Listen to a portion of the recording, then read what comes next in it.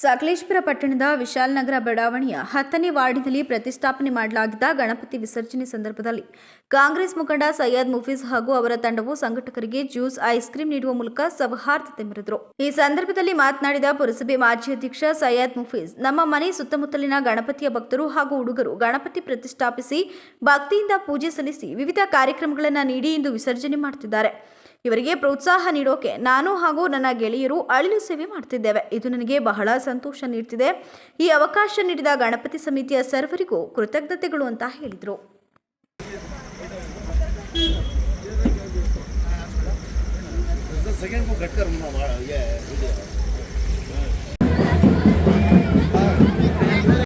ಸೇರಿ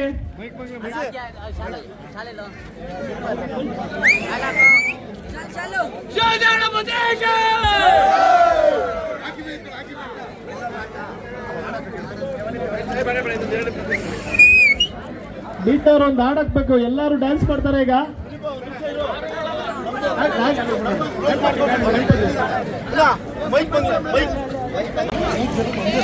ಹಾಗೆ ದಿಲೀಪ್ ಅವರು ಕೂಡ ಇಲ್ಲಿ ನೀವು ಕೂಡ ಭಾಗವಹಿಸಬೇಕು.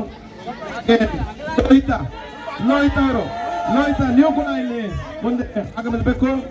ಹಾಗೆ ಶ್ರೀಕಾಂತ್ ಮತ್ತೆ ಸಂತು ಮತ್ತೆ ಸಂದೀಪ್